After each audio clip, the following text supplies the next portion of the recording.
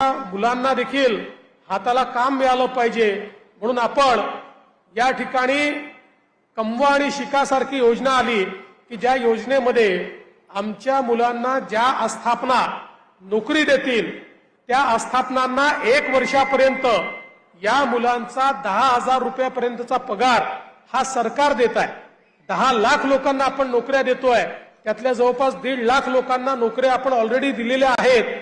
मी तुम्हालाही विनंती करेन की या योजनेचा मोठ्या प्रमाणात लाभ आपण घेतला पाहिजे आणि त्यातनं एकदा 1 वर्षापर्यंत एखाद्या आस्थापनेत काम केलं, आपलं काम चांगलं असेल तर त्या ठिकाणीच परमनंट नोकरी देतील।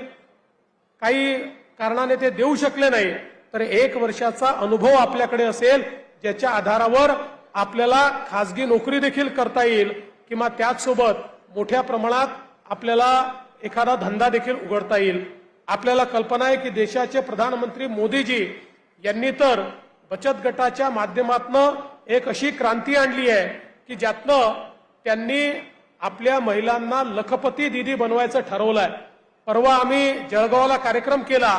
महाराष्ट्रातल्या 11 लाख गृहिणी ज्या 2 वर्षापूर्वी 1 पैसा कमवत नव्हत्या आता त्या वर्षाला 1 लाखापेक्षा जास्त पैसा कमवत आहेत। कोणी 2 लाख, कोणी 3 लाख, कोणी 8 लाख, कोणी 12 लाख रुपये वर्षाला कमवत आहेत। अशा लखपती दीदी 11 लाख लखपती दीदी मोदीजींनी महाराष्ट्रात तयार केल्या। आमचा प्रयत्न आहे की येत्या काळामध्ये 25 लाख आणि त्यानंतर 1 कोटी महाराष्ट्रातल्या महिलांना लखपती दीदी बनवायचं, म्हणजे ज्या स्वतःच्या पायावर उभ्या राहतील, आपलं घर संसार चालवतील। न्यू सुपरस्टार टेरी लाडक्या बहिणींचं केलं तर लाडक्या भावांचं काय? मी म्हणालो लाडक्या भावांचं कधीपासून प्रेम आलं? सगळे तर भाऊ गेले निघून, पण बोललो लाडक्या भावानं पण आम्ही करणार।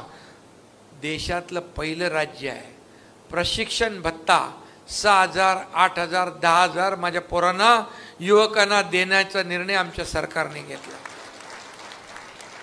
आता ते 6 महिन्याची ट्रेनिंग करतील, तिथं त्यांना परमनंट जॉब लागेल। कुठल्या सरकारने केलं होतं सांगा? आतापर्यंतच्या इतिहासामध्ये ना एका मुलीने आत्महत्या केली। 12:30 वाजता तुमच्या या एकनाथ शिंदेने टीव्हीवर बातमी बघितली की एका मुलीने आत्महत्या का केली?